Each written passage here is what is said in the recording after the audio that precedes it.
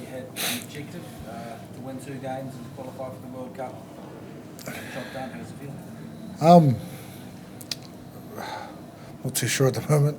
I think first word that comes to mind is relieved, a little bit of satisfaction, and hints of excitement. I think just proud of the way the boys performed over these last 4 weeks.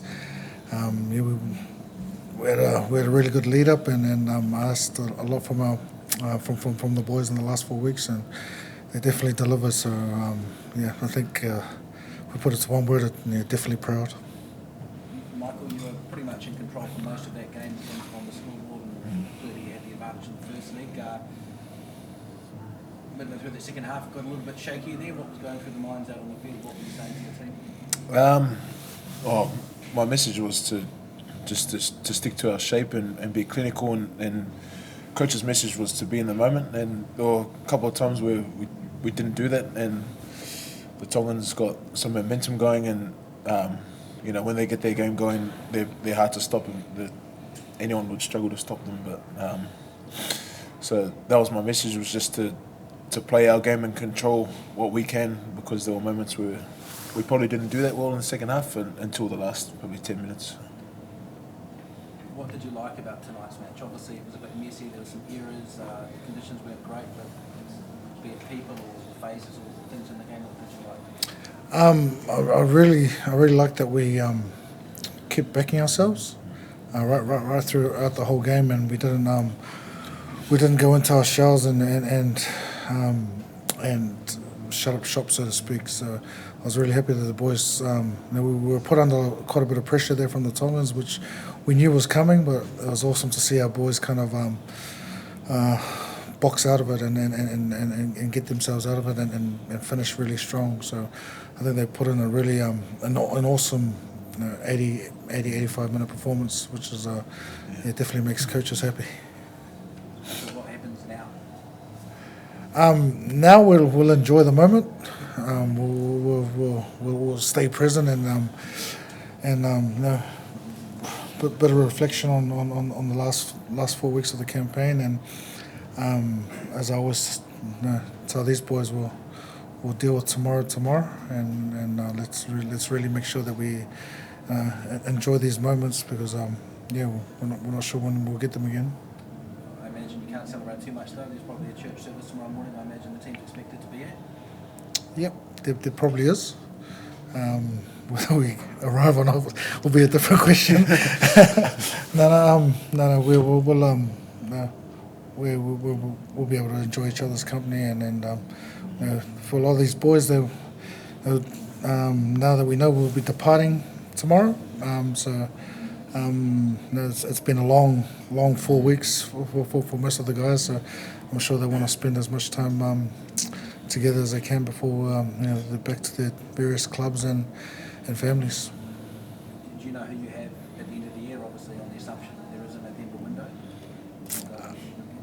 At the moment, the confirmed game is the Barbarians at Twickenham, and then we're still working with World Rugby to see where we're at with our tests, but I think it could look like Georgia, Romania, and possibly one other.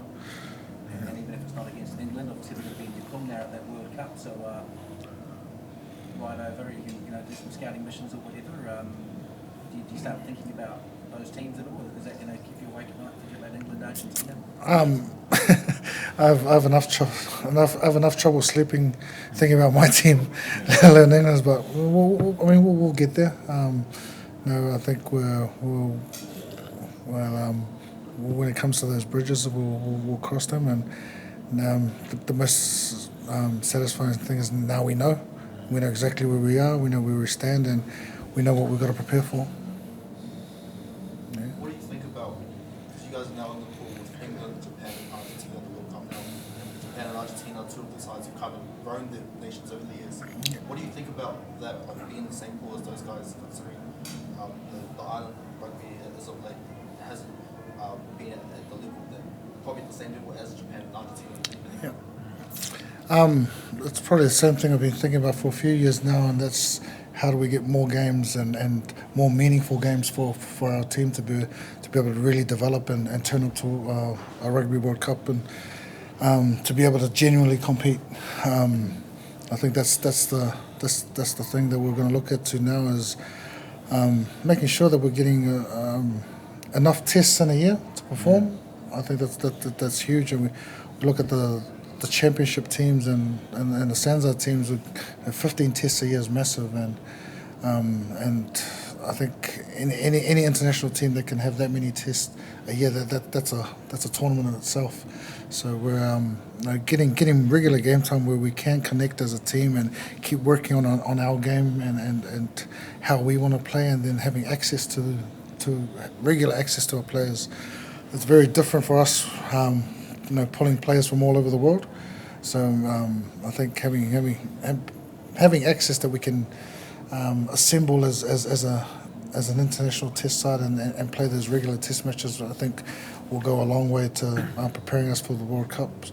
And I think you see that with Argentina, with having the Jaguares in the Super competition, and Japan with having Sunwolves just to start off with. But I think that's it's pretty evident that the more you can play together, the better off you'll be. Michael, for you, how was the atmosphere out there tonight playing against your Tonga brothers in the field? How was it for you? That was awesome, yeah. There's a lot of passion shown before the first whistle was blown. Singing our anthems, and we're doing our sivatau against their sipitau, I think it's called. So that was a cool moment, and hearing the crowd get into it as well, and behind both teams, that was awesome. And I think it was similar to feeling to last week. I've never played in the islands, I've never played in Samoa, so it's probably the next best thing. Having our people in the crowd behind both teams was special. Just wondering, Seilala, Jack Lamb is obviously the former captain of this team and giving great service to the Manu. On his home turf here in Hamilton tonight, suggested in recent weeks or months that this may or may not be it for him. He won a pretty crucial penalty for you on your goal line when you were down to 14 men. What does he bring to this team, and is there any chance we could see him back in the loop? The first question, what has he brought to this team? Just brings a lot of leadership and experience, and he's been grateful for Michael to have around him as well, and that grows the breadth of our leadership in terms of how we're operating. The second question, will we see him in blue again? You'll have to ask him that. I have my own thoughts and feelings to it, but that's something that once we've kind of gotten over this, we'll sit down and talk about.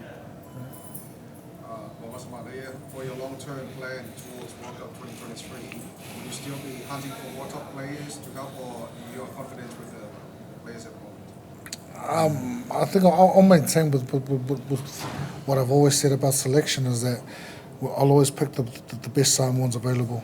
And this group that's played this campaign I've asked them to do a job, and they've delivered on that, and that definitely doesn't go unnoticed. And we'll worry about tomorrow.